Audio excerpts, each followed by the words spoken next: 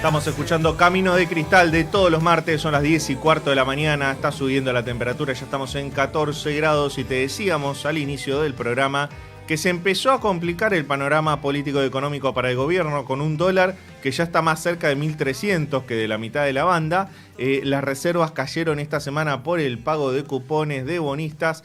Y ayer también el Senado sacó 3 proyectos de ley que el Ejecutivo rechazaba. Estamos hablando de aumento de jubilaciones, moratoria previsional, emergencia de discapacidad, con un gobierno que, lanzado ya en la previa de la campaña electoral de cara a octubre, acusa a todos los gobernadores de estar unidos en contra del Ejecutivo y en contra del superávit fiscal, una de las anclas del programa económico. ¿Es el peor momento político del gobierno? Bueno, vamos a intentar preguntarle eso al próximo entrevistado. Estoy hablando de Lucas Romero, director de Sinopsis Consultores.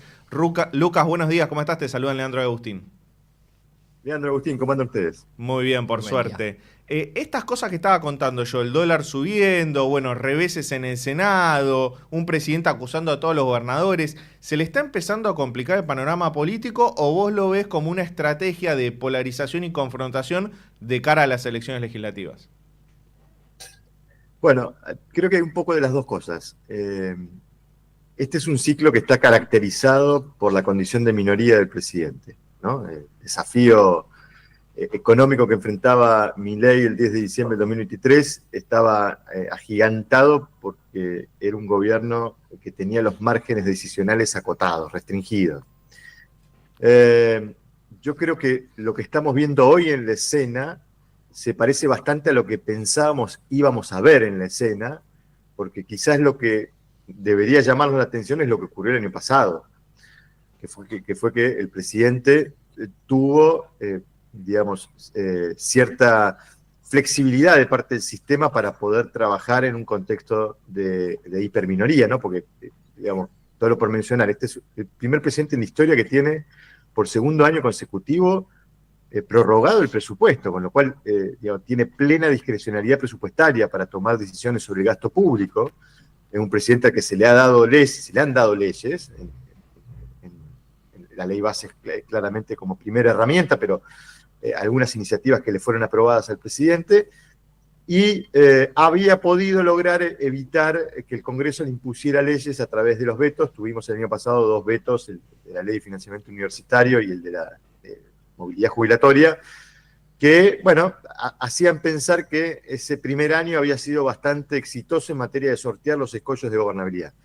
Ahora estamos viendo algunas complicaciones adicionales, porque esta aparición o esta emergencia de los 24 gobernadores juntos, promoviendo iniciativas que probablemente tengan la capacidad de sortear los vetos presidenciales, veremos si esto ocurre, pero en principio uno podría pensar las chances de que estas 2 iniciativas que están promoviendo los gobernadores puedan escaparle a esta herramienta que tiene el Poder Ejecutivo, que es de vetar las leyes, bueno, marcan un deterioro en las condiciones de gobernabilidad, pero yo no la desconectaría de lo que mencionás, Leandro, que es el contexto electoral que empieza a rodear la escena, ¿no? Porque incluso yo creo que el propio gobierno, y esta es la interpretación que yo tengo de cómo el gobierno reaccionó ayer frente a las decisiones que se tomaron en el Senado, el propio gobierno lo puso todo esto en el marco del debate electoral, ¿no?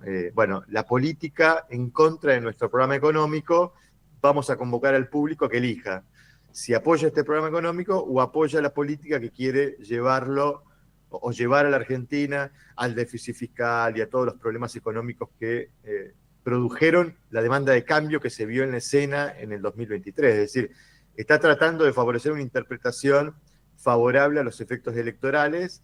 Bueno, veremos después qué opina la gente, porque en definitiva todo esto lo resolverá la gente votando el 26 de octubre. Lucas, ¿cómo estás? Buen día, gracias por estar con nosotros. Tanto Milei como el equipo económico en las últimas horas, en los últimos días, dejó muy en claro que esta situación no le preocupa y que más allá de lo que pase se va a revertir a partir del 11 de diciembre, digamos, con un nuevo Congreso, con ellos con más poder. Incluso lo dicen muy confiado. Eso es porque saben que más allá de haciendo una elección normal o incluso mala, igual mejorarían sus números, o tienen que ir a hacer una muy buena elección para que el Congreso sea más favorable a la hora de sacar o no leyes que les convengan o no de acá a futuro. No, es una exageración del presidente.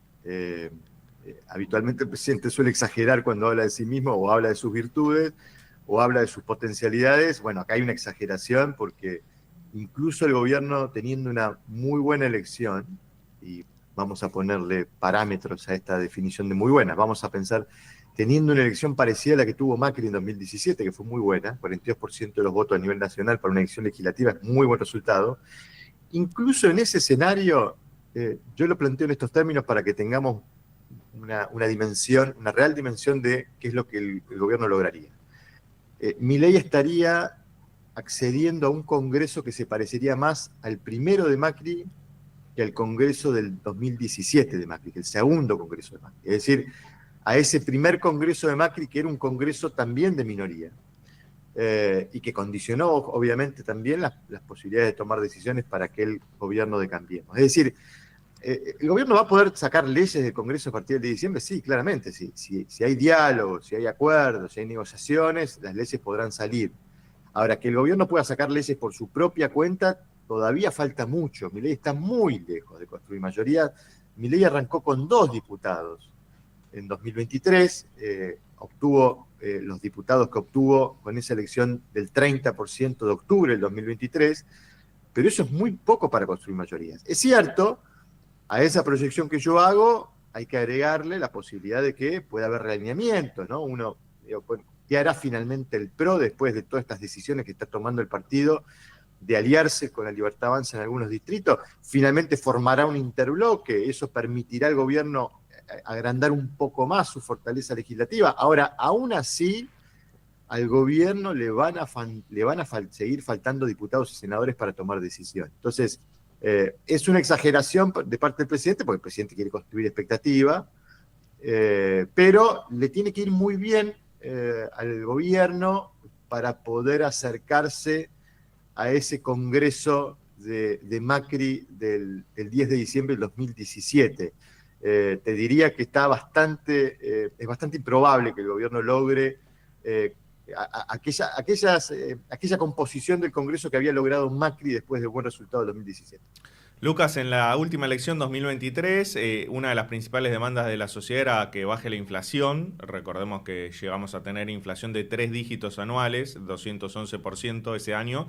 Y la otra cosa que se vio fue como un rechazo a las coaliciones que ya habían gobernado, Juntos por el Cambio y el kirchnerismo. En esta elección, ¿cuál crees que va a ser el tema que sea el gran clivaje electoral? Bueno, siempre solemos decir los que miramos con detenimiento los procesos electorales, que siempre los procesos están atravesados por una pregunta, ¿no? ¿Qué es lo que la gente pretende resolver en esta elección? Y no voy a ser original, digamos, me voy a ir a la pregunta estructural que atraviesa todo proceso electoral, que es si la gente va a querer cambiar lo que está sucediendo o va a querer confirmar o ratificar lo que está ocurriendo.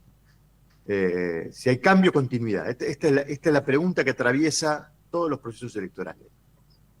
En 2023 era un proceso electoral fuertemente atravesado por una demanda de cambio. La gente quería cambiar. Y es más, la explicación de cómo la gente deposita la confianza en un candidato que no ofrecía ningún tipo de garantías como Javier Milei, porque no tenía experiencia, porque no tenía partido, porque nadie conocía con lujo de detalle cómo iba a gobernar Milei.